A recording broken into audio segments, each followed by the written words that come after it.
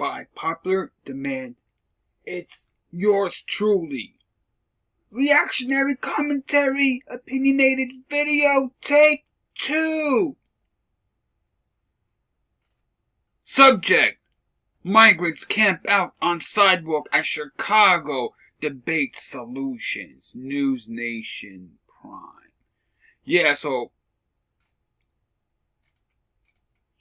play the clip, Johnny.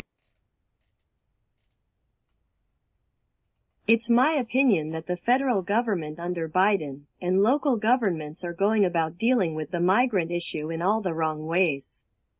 Exclamation mark. During this segment I will discuss the major issues. The fact is, even if we give those illegal migrants work permits, the fact is their skill set and their background history still can't be vetted. How does an employer vet their work history?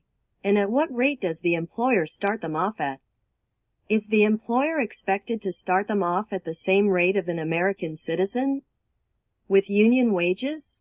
The min wage is based on what the state and city set the rate at.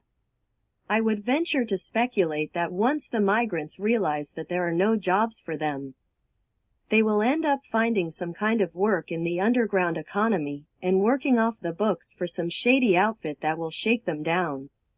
This all comes down to supply and demand. Unfortunately, the economic forces currently are not in demand for their skill set or lack thereof. I don't see any major work signs, job signs stating migrant workers apply within. We need more busboys to exploit, but that is what is going to happen. They will be exploited, and that will drive wages even lower. And the worst part is the federal government doesn't have the resources to vet those people, and nor does a legitimate employer, so who's left? This comes down to supply and demand as stated. Case in point, if I am a businessman, how do I vet their work history? And at what wage do I start them off at? Bottom line, I'm confident many of those newcomers are going to end up being exploited and promised good wages and good working hours, but will get none as promised. Point of fact, most new immigrants that don't know any better tend to get cheated out of their wages. Issuing them work permits is no guarantee that they will find legitimate work. But I am sure many of their families will be eligible in some sanctuary cities to be issued EBT cards and medical assistance and welfare benefits based on income or lack thereof. And their children by law will have to be enrolled in the public school system. I think at some point those newcomers will realize that they've been sold a bill of goods by the local officials, and will become disillusioned, and that is when they will really become an American. For the next several years they will have to struggle with learning the English language and how to navigate through the system. They have a tough road ahead, all because they decided to come here illegally and break all laws to get here on the promise that if they make it to American, they can live the American dream, of which is far few and in between. They will soon find out that the grass on the other side isn't as they assume. I know my community doesn't want them around due to language issue and everything else. If they are lucky, they will find work as scabs.